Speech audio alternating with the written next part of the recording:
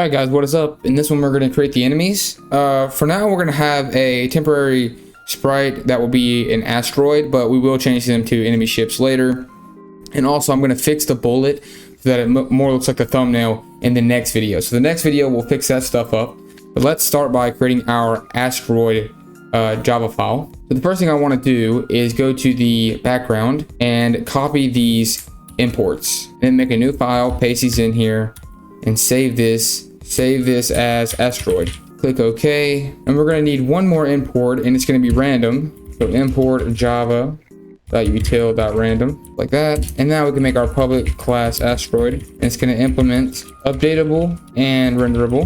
We're going to need a private double width, a private double height, private double x, private double y, a private final int layer equal to 2, because we're going to make it the same layer as the ship, a private static buffered image called asteroid, private double speed equal to 150, and a random rand equals new random. So this is how we'll spawn random numbers, because I want the asteroids to be random sizes. And now we can create the constructor. So public asteroid, it's not going to take in any parameters. So int dimensions, this is going to be the random size of the asteroid. So rand.nextInt, and we're going to pass in 75 plus 1. So this will give us a random number from 0 to 75. And then we need to make sure that it's not a super small number. So we'll say if dimensions is less than 35, dimensions equals 35. We'll set width equal to dimensions and height equal to dimensions. And then we'll create a random x for it to be spawned at. So rand.nextInt.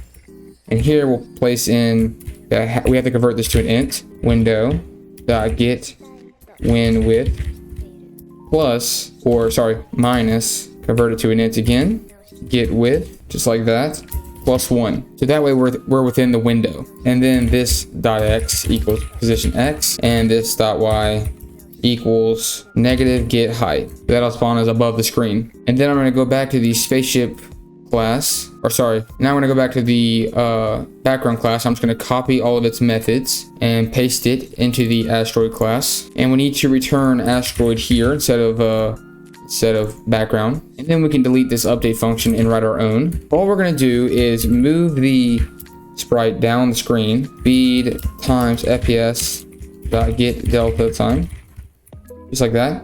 And if we're below the screen, delete us. So if we're greater than or equal to window dot get win height, then we call updater dot remove updatable object. We pass in this, and we say renderer dot remove renderable object, and again we pass in this.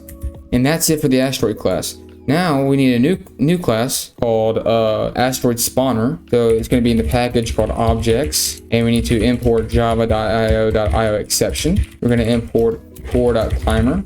We're going to import update.updatable, and we're going to import update.updater. Now I'm going to save the file. So public class asteroid spawner implements updatable, and it's going to have a timer, and we're going to have it every 500 seconds spawn a new enemy, or asteroid in this case. And then the constructor, it's going to take no parameters, but we are going to have to add it to the updater. So updater.add updatable object. We're going to pass in this. Then we need to override the update method, and it throws an IO exception. And I forgot my parentheses here. And all we're going to say is if the timer.is ringing, then new asteroid timer.reset timer. And then we need to go to the entry method, or the entry class, and we need to import our asteroid spawner. So import objects.asteroid spawner. And then here we'll just make a new asteroid spawner. And I spelled timer incorrectly in the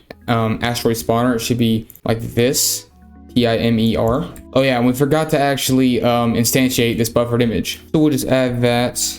Also, we forgot to add it to the updater and the renderer. So we're just gonna say asteroid equals image io.read new file, and I do have a file called asteroid, so res/asteroid.png. Then we just say renderer.add renderable object, pass in this, and updater.add updatable object, and then we say updater.add updatable object, and we pass in this. And then our asteroid constructor needs to throw an IO exception.